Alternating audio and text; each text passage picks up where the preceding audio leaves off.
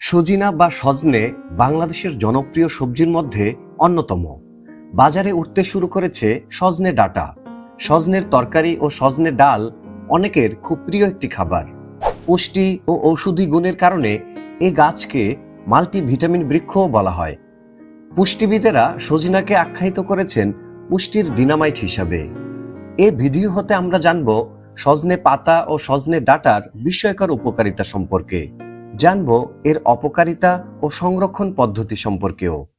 দর্শক, এ ধরনের গুরুত্বপূর্ণ ভিডিও পেতে চ্যানেলটি সাবস্ক্রাইব করার অনুরোধ রইল।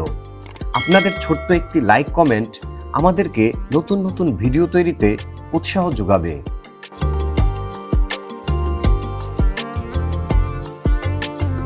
ভারতীয় আয়ুর্বেদিক শাস্ত্র মতে সজিনা গাছ ৩০০ রকমের রোগ থেকে মানুষকে রক্ষা করে। তাই আয়ুর্বেদ শাস্ত্র সজিনা গাছকে বিস্ময় বৃক্ষ হিসাবে তকমা দিয়েছে। সজনে পাতা ও সজনে ডাঁটার বিস্ময়কর উপকারিতা।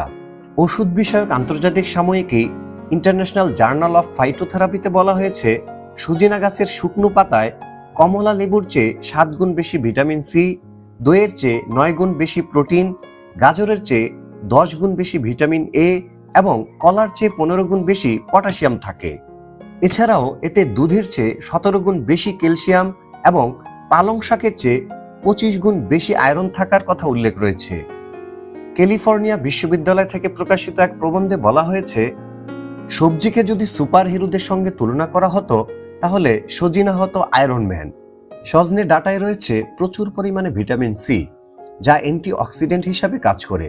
ঠান্ডা জ্বর বা কাশি হলে তাই সজনে ডাঁটার স্যুপ বা তরকারি খেলে জ্বর ও কাশি উপশমে সাহায্য করে। উচ্চ রক্তচাপের রোগীদের জন্য সজনে ডাঁটা বেশ উপকারী। এটি কোলেস্টেরল নিয়ন্ত্রণে রাখতে সাহায্য করে। হজমের সমস্যার সমাধানে সজনে বেশ উপকারী। যাদের পেটের গোলমাল বা হজমের সমস্যা আছে তারা সজনের তরকারি খেলে বেশ আরাম পেতে পারেন। ডায়াবেটিস রোগীদের জন্যও সজনে অনেক উপকারী একটি সবজি। শরীরে সঠিক চিনির মাত্রা নিয়ন্ত্রণে রেখে ডায়াবেটিস নিয়ন্ত্রণে সাহায্য করে সজনে। সজনে ডাঁটায় আছে প্রচুর পরিমাণে আয়রন, ক্যালসিয়াম ও ভিটামিন। এটি আমাদের হাড় গঠনে সাহায্য করে।